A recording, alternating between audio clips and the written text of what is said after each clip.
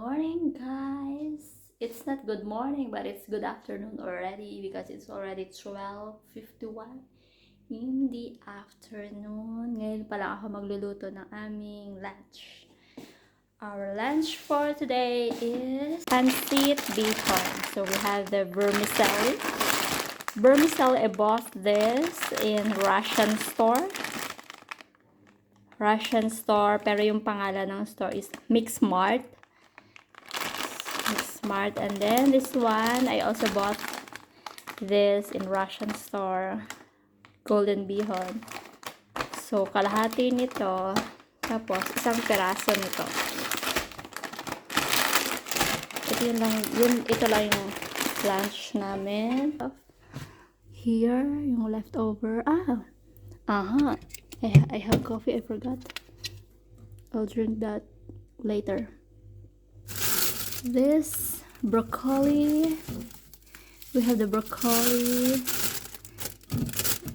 paprika, and then the mushroom. We also have the carrots, and meron pa akong Chinese cabbage. And then we have the mushroom. So our fridge will be empty now. Yeah, tsaka lahakan ko siya ng chicken. So chicken. Empty na yung fridge namin.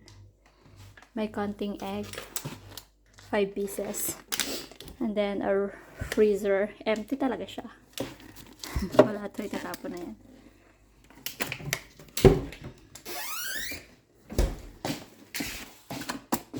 So, ito kakailanganin natin. Plus, bawang, sibuyas, at saka, meron pa tayo natitirang luya. Dito yung mga popcorn, guys. May popcorn. May popcorn kami. Regalo. And then, bumili ako ng bigas. Ihalo ko siya dun sa jasmine rice. Yung dingdong ko, not dingdong, but boy bawang cornic, paubos na siya.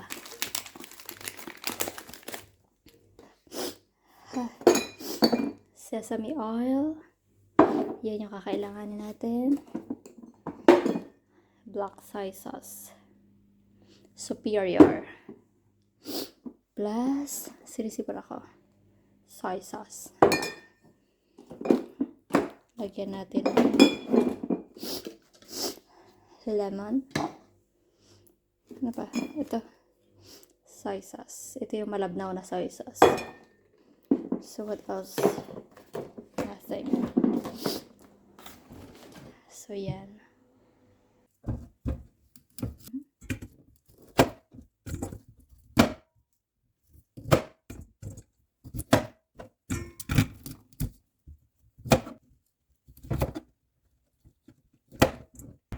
Ito guys, pwede siyang itanim, ibabad lang siya sa tubig hanggang sa may mag-ugat or may sumuloy, kagaya nito. Yan guys, yan, may ugat na siya. Pwede ko na siya itanim, ayan, ito, pwede na siyang itanim, saka may ugat na siya. Ibabad lang siya sa tubig. So hanggang sa magkaugat. Yan, nakababad lang siya, ito. Nakababad lang siya sa tubig. Pero everyday kung pinapalitan yung tubig niya. Ito ang isa, hindi ko lang may pag-asa ba to. Wala pang ugat. Bulok na. Pero itong isa, pwede ko na siyang itanim since may ugat na siya. See? Very nice. Matagal yan bago ma-harvest. It takes months. Next is Chinese cabbage. Ito, tubo-tubo din siya. Babad lang siya sa tubig.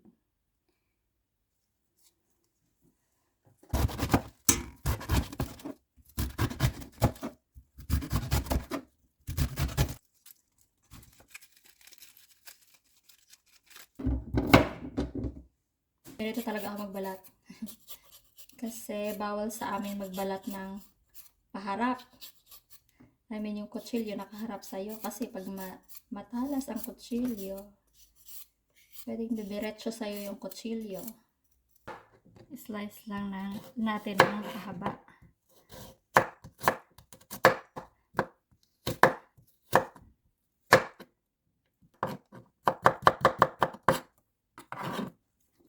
Ilalahat ko na siya kasi bago pa masira.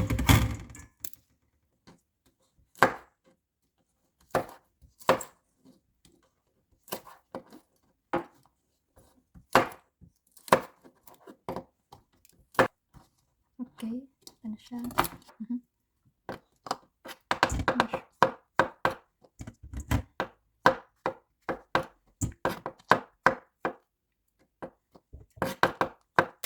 Ilalahat ko to.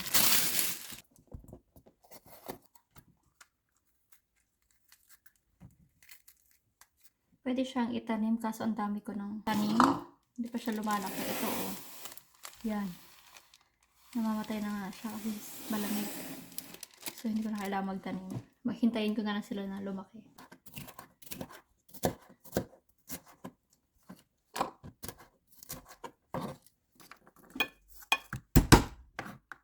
Diba? Durugin lang natin siya. Hindi ko na ito isasama.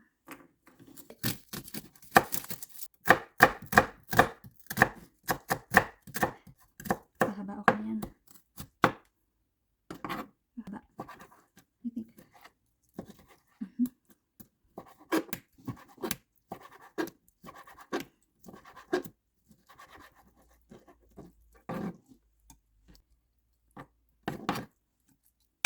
Isa lang nito. Babad ko siya sa tubig. Kalahati lang. So, this is our complete ingredients. Ayan na siya. Ready na. Hulog na lang ng hulog sa kawali.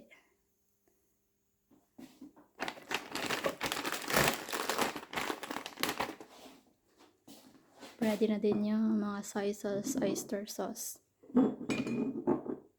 lemon, whatever.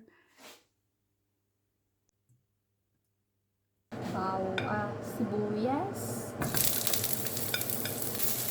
bawang, ginger or luya, chicken.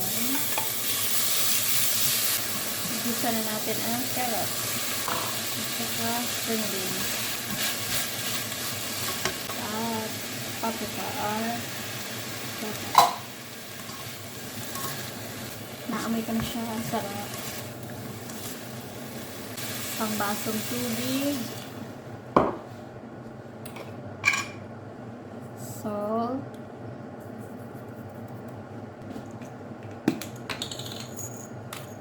black pepper,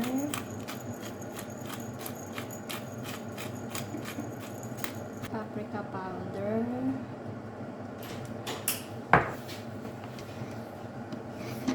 Stella, what are you doing?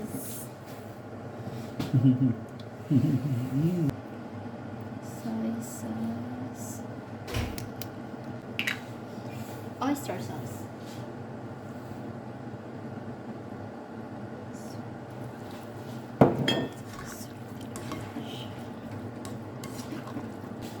nor cubes, cover.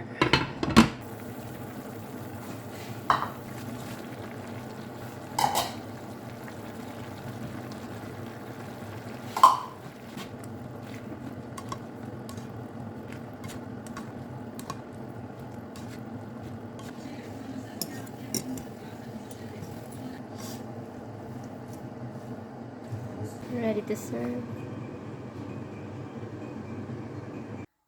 Tapos na yung washing machine. Isinalang ko to bago ako magluto. Para tuloy-tuloy yung trabaho. Tanggalin ko muna siya. Para next batch man. Next batch. Towel.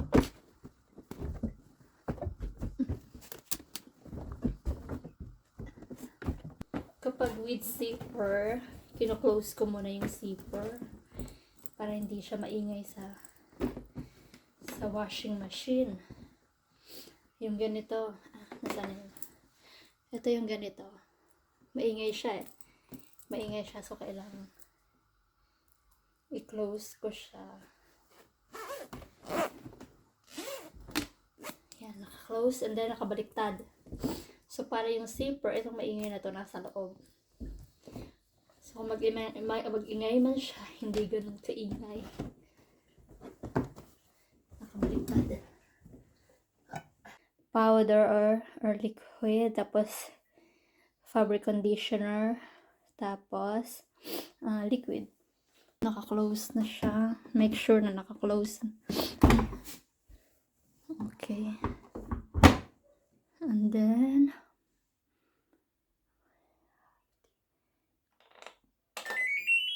power. We go here, program. Lagi lang kaming short program, and then 40 degrees. Tapos 800 kasi pag 1214 crumpled yung damit pagkatapos i-washing. So better safe 800. Then 35 minutes lang siya.